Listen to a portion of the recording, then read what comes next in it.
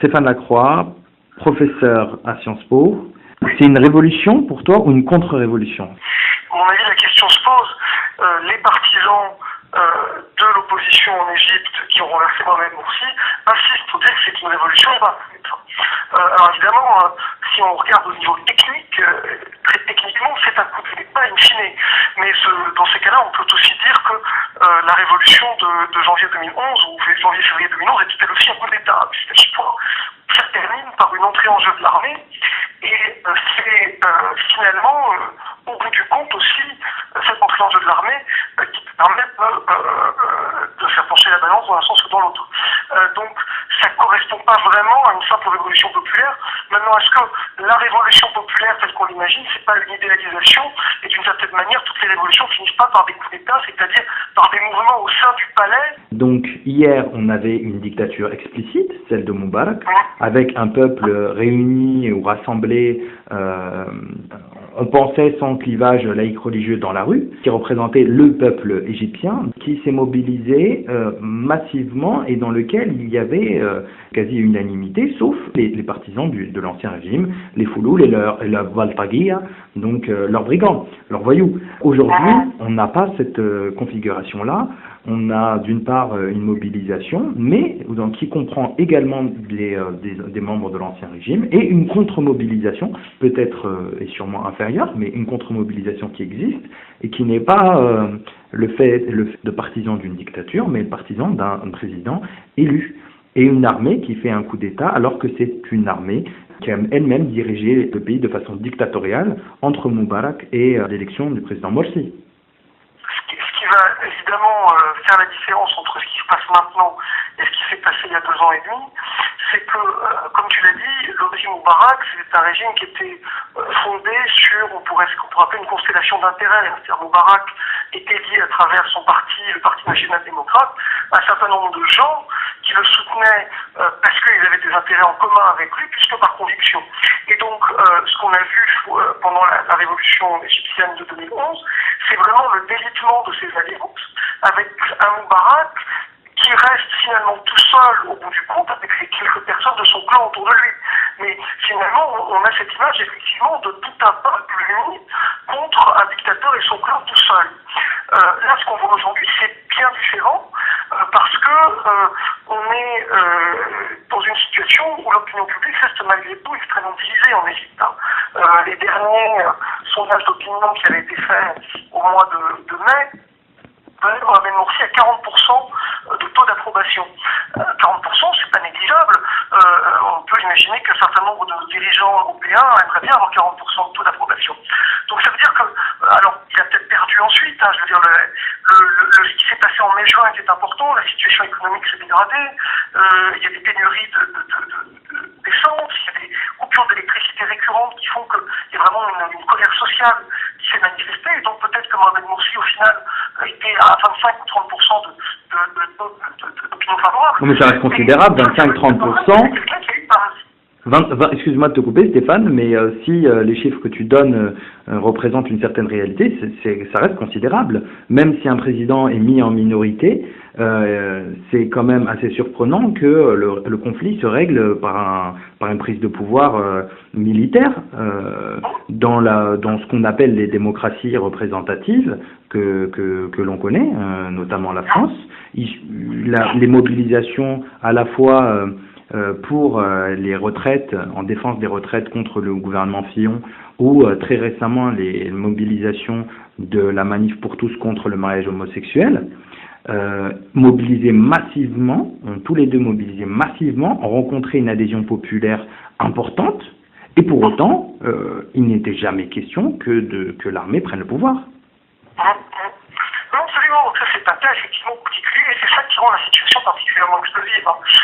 C'est-à-dire que Mohamed Morsi conserve des partisans, la confrérie des frères musulmans, elle compte plus d'1 million de membres, et puis il faudra ajouter à tout ça tous les millions de sympathisants qui gravitent un peu dans ces cercles. Ceux-là, ils ne vont pas disparaître. C'est pour ça que la situation est explosive, parce que, comme je l'ai dit, moi je partage cette opinion, on a malgré tout une Égypte contre une autre, plus qu'on a un dictateur face à son peuple. Ce clivage aujourd'hui, cette Égypte contre l'autre Égypte, est-ce que c'est un clivage qui reproduit le clivage laïque-religieux, qui reproduit les idéologies éradicatrices qu'on a connues dans les années 80 et 90, qui disaient que, en gros, si les islamistes pouvaient arriver au pouvoir, il n'était pas question d'ouvrir le jeu démocratique.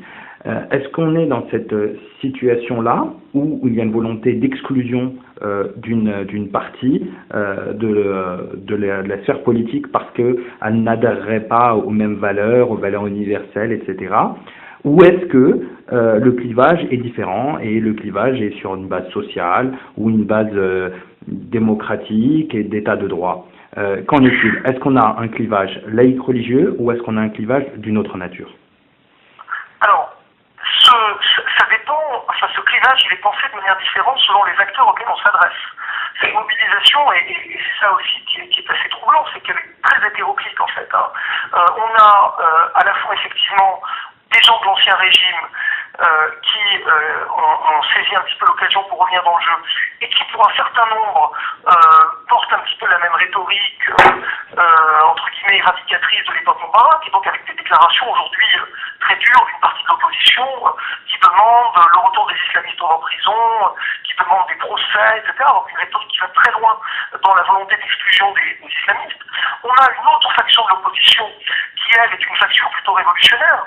Ce sont des gens qui ont participé aux mobilisations de 2011, qui, pour un certain nombre d'entre eux d'ailleurs, ils le disent aujourd'hui, ont voté Mohamed Morsi au deuxième tour de l'élection présidentielle. Mais eux, ils sont dans une logique plutôt de justice sociale, la révolution jusqu'au bout. Et donc, de leur point de vue, Mohamed Morsi n'a pas réalisé les objectifs de la révolution, pas plus que le conseil militaire qui l'a précédé. Donc eux, d'une certaine manière, c'est la révolution jusqu'au bout, jusqu'à ce qu'on atteigne les idéaux. Et tous ceux qui, ne le feront pas, seront susceptibles d'être renversés.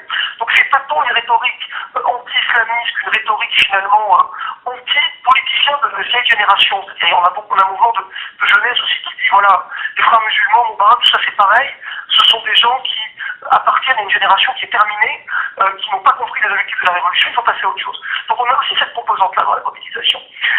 Et puis, alors ce qui est très étonnant et ce qui brouille un petit peu les clivages, par ailleurs, c'est que le parti salafiste Nour, qui est quand même la deuxième force politique d'Égypte et qui a obtenu 25% des voix aux élections législatives, s'est rangé du côté de l'opposition, à lâcher les frères musulmans.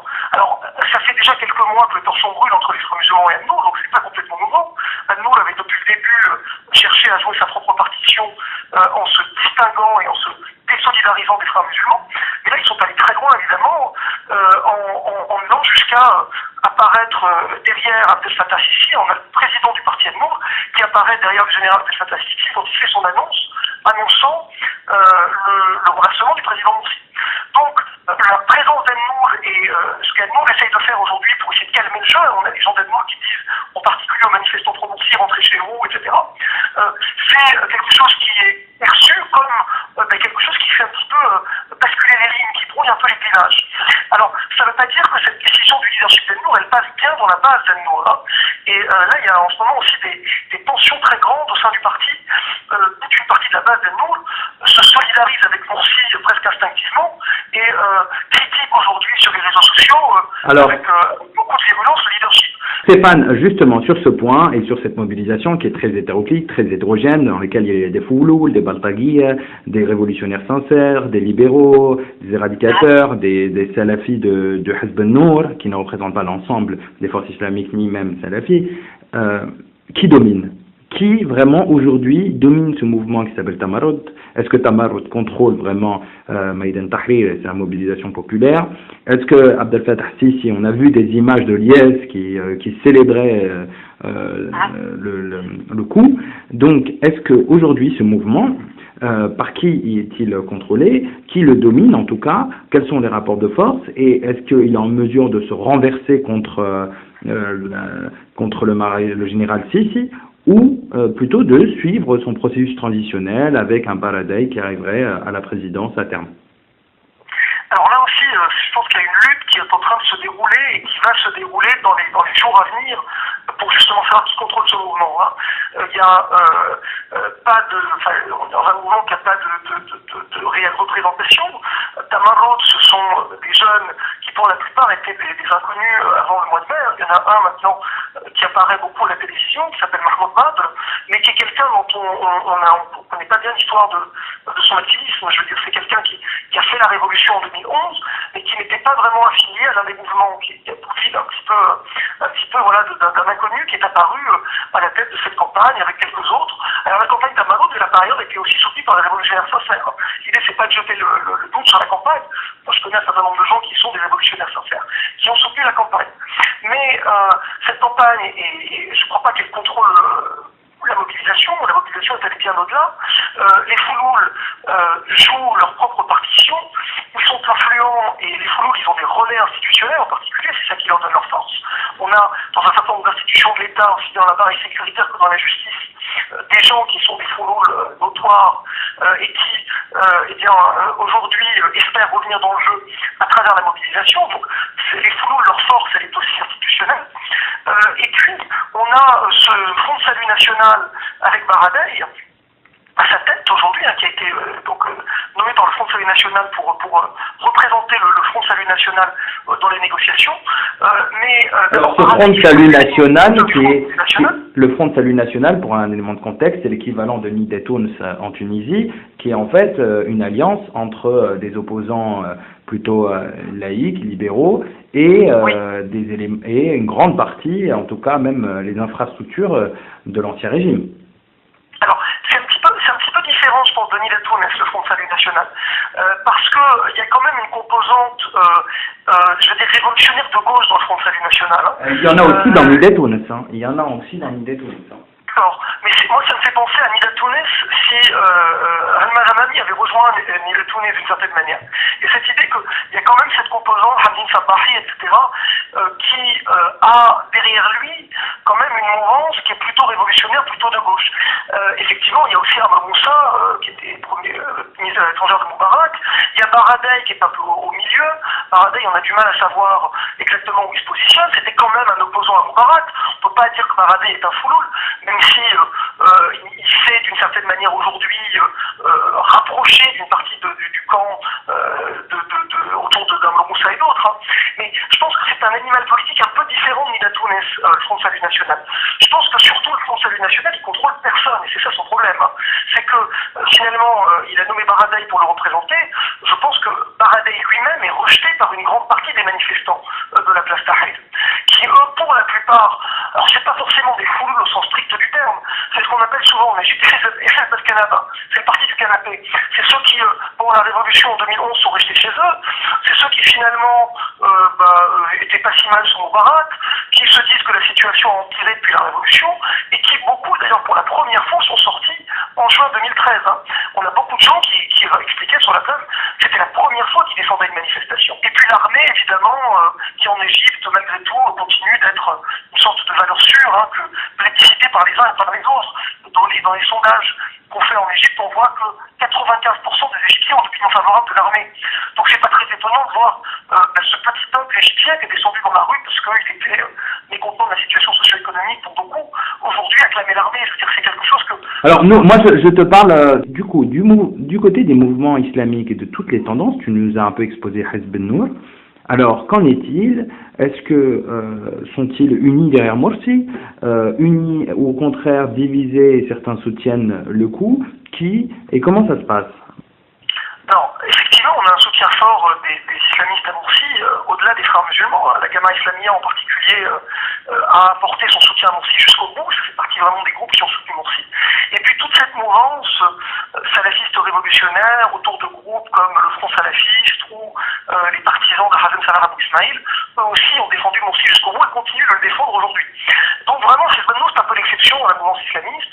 Hizb an-Nour a quand même une influence importante sur la mouvance islamiste parce que Hizb an-Nour, c'est la Da'wa salafiyya d'Alexandrie, donc c'est un certain nombre de cheikhs comme Yasser al-Rami, comme Saïd Abdelazim, Mohamed Ismail Muqaddim, etc., qui sont quand même des gens qui ont une autorité, donc, et d'ailleurs qui aujourd'hui, on l'a dit, essayent d'encourager les islamistes qui continuent à manifester à rentrer chez eux. Oui, mais leurs chaînes, alors que juste, Stéphane, au sein de la mouvance aujourd'hui. Hein. Stéphane, les chaînes quand même, à peu près 30 chaînes islamistes ont été, ou parlant même des thématiques religieuses, ont été arrêtées. Parmi elles, il n'y a-t-il pas des chaînes proches des tendances salafistes aussi Elles ont été arrêtées, toutes les chaînes religieuses ont été interdites d'émettre. Non seulement évidemment la chaîne des frères, Masraf al-Rashid, mais aussi Qanat al-Naf, Qanat al-Rahma, Qanat al-Hafiz. Il y a toute cette nébuleuse de chaînes qui, pour certaines, n'ont pas de lien direct du tout avec les frères, sont simplement des chaînes religieuses qui avaient soutenu Morsi, parce que malgré tout, oui, le sentiment religieux général, c'était quand même largement un soutien à Morsi, au-delà de la décision politicienne à faire Ben Mour. Donc évidemment, il y a aujourd'hui un pouvoir militaire qui cherche à limiter la contre-mobilisation des islamistes en coupant les canaux de communication. C'était ça le but, en interdisant d'émettre aux chaînes religieuses, c'était de ne pas permettre qu'il y ait des appels à l'insurrection, des appels à la mobilisation. Malgré tout, il y a des appels à la mobilisation vendredi, les grandes manifestations qui est organisée par les partisans de Morsi et les gens de la Gamma Islamia pour ce qu'ils appellent donc la légitimité al-Sharaïa. Donc on va voir un petit peu comment ils mobilisent. Évidemment, ils mobilisent moins facilement qu'avant parce qu'ils n'ont plus les canaux, mais il reste les réseaux sociaux, il reste quand même un certain nombre d'autres moyens. Donc ça, c'est aussi un peu l'épreuve de force qui continue. Mais plus largement, je crois qu'il faut le dire, il est évident que la mouvance islamiste continue de peser énormément en Égypte. Ce serait une erreur politique, sinon morale, majeure, de vouloir lancer un processus politique sans les islamistes. Ça le discréditerait d'emblée. Je veux dire, de la même manière que les frères musulmans ont certainement fait une erreur en pensant qu'ils pouvaient faire passer une constitution rejetée par la totalité ou la quasi-totalité du camp non islamiste. Si aujourd'hui les gens qui ont pris le pouvoir pensent qu'ils peuvent faire passer une constitution rejetée par la totalité ou la quasi-totalité des islamistes, on va se retrouver exactement dans la même situation. C'est une sorte de jeu de boomerang où on passe d'un camp à l'autre. Donc aujourd'hui, le but du jeu, c'est de trouver une formule politique qui permette aux uns et aux autres de coexister, de s'entendre, de se réconcilier. Ça ne va pas être facile, parce que les blessures sont profondes. Les frères sont profondément blessés. Pour eux, c'est une injustice et une humiliation. Jusqu'à présent, ils n'ont pas reconnu ce qui s'est passé. Il y a une volonté des frères musulmans de dénoncer ce qu'ils appellent un coup d'État et donc de dire surtout que la légitimité reste avec Morsi. Donc pour le moment, il n'y a pas de compromis en vue. Mais évidemment, on ne peut pas voir comment un processus pourrait se faire sans les uns et sans les autres. Et c'est ça la très grande difficulté de l'Égypte de ces prochains mois. Et je ne sais pas ce que l'armée a en tête, malheureusement. J'espère que l'armée est consciente de ces équilibres et de la nécessité d'y prendre garde. Ça évoque déjà un nouveau camp des officiers libres qui ferait un putsch interne au sein de l'armée. Je ne sais pas si pour toi c'est envisageable, par exemple. Je ne sais pas si c'est possible. Je pense que si quand même tient bien l'armée, il a eu le temps de s'installer. D'accord. Déjà, on voit qu'effectivement il y a un risque de passage à la violence, il y a déjà des morts. Je ne pense pas qu'on puisse en venir à quelque chose de l'ampleur de l'Algérie, pour deux raisons. La première, c'est que les frères musulmans n'ont pas la violence politique dans leur ADN. Il y a eu des épisodes de violence politique, mais c'était généralement des groupes qui évoluent en marge des frères musulmans, et généralement, et d'ailleurs à chaque fois, l'organisation s'en est désolidarisée. Donc pour moi, les frères musulmans, je veux dire, préfèrent toujours maintenir la survie de la confrérie plutôt que de se suicider politiquement. Et donc, je ne crois pas que les frères musulmans choisiraient cette option-là, parce que ce serait une option évidemment qui aurait un coût majeur, et je ne crois pas que ce soit dans leur logique. Maintenant, on peut avoir des groupes en marge, que ce soit des groupes issus des frères musulmans qui se radicalisent, ou que ce soit des gens qui appartiennent à toute cette mouvance salafiste révolutionnaire, des gens qui évoluent dans les cercles de l'Église Islamia, etc., qui eux sont probablement plus enclins aujourd'hui à une surenchère, y compris sur le terrain de la violence. Donc il n'est pas exclu qu'il y en ait, mais surtout, ce que j'espère, peut-être que c'est du wishful thinking un peu, peut-être que j'espère pas me tromper, c'est que Ben Fattah Sissi est comme quelqu'un qui n'a pas la réputation d'être un éradicateur. Je veux dire, en termes de ce qu'il est lui, de ses idées à lui, on sait peu de choses sur ce que pense Ben Fattah Sissi. On sait que c'est plutôt quelqu'un qui est conservateur, qui est plutôt religieux. On l'a même à l'époque accusé d'être un frère musulman déguisé. Au moment où il a été nommé, on avait on avait retrouvé que son oncle était au bureau de guidance des frères musulmans, à Sissi. Donc c'est quelqu'un qui est quand même un oncle qui est au bureau de guidance des frères musulmans, qui est quelqu'un qui n'est peut-être pas forcément complètement insensible, sinon à un discours islamiste, à un discours conservateur. Voilà, il n'a pas le profil de l'éradicateur de base. Et donc c'est quelqu'un qui est peut-être plus enclin à comprendre que justement il y a des équilibres politiques qui sont délicats et qu'il faut essayer de les ménager. Maintenant, voilà, la question c'est de savoir si est-ce que ce qu'on pense, ce qu'on sait d'Abdel Fattah Sisi est vrai. Alors moi je ne l'ai pas rencontré, moi je me dis ce que j'entends. Est-ce que ce sera vraiment lui qui va prendre toutes les décisions? Tu parles des possibilités d'un putsch armé, pourquoi pas, mais alors dans ces cas-là, un putsch éradicateur, et dans ces cas-là, on ne sait pas où les choses pourraient aller. Donc voilà, pour cette raison, j'ai tendance à me dire qu'on n'est pas au début d'un scénario à l'algérienne, il faut évidemment rester très prudent. Très bien. Et pour conclure, pour revenir à la Tunisie, ce que tu nous dis, c'est quelque part, c'est une validation, en même temps une validation de la stratégie de la Troïka et de la coalition islamique démocrate sociale, voulue par Rachid Ghannouchi d'ailleurs, et à la fois un coup de semonce, puisque c'est un avertissement fort sur le fait qu'il y a une nécessité d'une justice transitionnelle, une nécessité d'arriver à une constitution, une nécessité de régler les problèmes sociaux. Donc c'est à la fois une validation et un danger pour la Tunisie. En tout cas pour la Troïka au pouvoir. Oui, alors Morsi a fait deux erreurs majeures qui n'empêchent pas, sont pas en train d'être faites en Tunisie. La première, c'est évidemment, malgré des promesses pendant sa campagne électorale, de gouverner de manière collégiale, en fait, les frères musulmans n'ont pas mené une politique d'ouverture politique suffisante. Ils ont nommé au départ un certain nombre de personnes indépendantes, mais ils n'ont pas ouvert suffisamment probablement aux partis d'opposition. Ils n'ont pas fait une formule politique de type Troïka. C'est certainement une erreur. Alors les frères se défendent en disant que c'est les autres qui ne voulaient pas. Donc ça, l'histoire dira, moi j'ai pas tous les éléments du dossier. Les frères disent qu'ils se sont ouverts à l'opposition. Ils ont même expliqué qu'ils avaient proposé la vice-présidence à Hamdine Sabari, et qu'Hamdine Sabari a refusé. Donc c'est pas clair de savoir si cette absence de politique d'ouverture, elle est à mettre sur le dos des frères ou de dos de l'opposition. En tout cas, dès le départ, la situation était probablement plus polarisée qu'ailleurs, et ça n'a pas permis une politique d'ouverture. La deuxième erreur, à mon avis, c'est d'être passé en force sur la Constitution, au moment en plus d'une crise politique majeure qui avait suivi le décret constitutionnel de novembre, et d'être passé en force avec une assemblée constituante boycottée par la plupart de ses membres non islamistes. Et même si il y a eu un référendum sur la Constitution, il y a eu une participation d'une 30aine de pourcents, ce qui était quand même pas une participation forte. La Constitution est passée au référendum, mais avec une légitimité quand même érodée d'emblée. Donc je crois que cette erreur-là aussi, il ne faut surtout pas la reproduire. Et puis par-delà, mais ça c'est des choses qu'on aussi ne contrôlait pas nécessairement, la situation économique qui se dégrade de manière dramatique. En Égypte, je veux dire, les prix flambent, les pénuries d'essence, on en a parlé, les coupures d'électricité, il y a vraiment une situation qui se dégrade de manière visible. Alors, je ne sais pas si Morsi, je pense qu'il n'en avait pas de toute façon les moyens en un an de mandat, n'importe quel président aurait été confronté au même problème, mais je crois que ça a vraiment été aggravé par un certain nombre d'erreurs politiques des frères. Je crois que c'est vraiment ça la leçon de l'Égypte. La situation est suffisamment difficile socio-économiquement pour pas en rajouter entre guillemets par des erreurs politiques. Il faut être très prudent. J'ai l'impression qu'en Tunisie, les choses sont faites avec plus de prudence.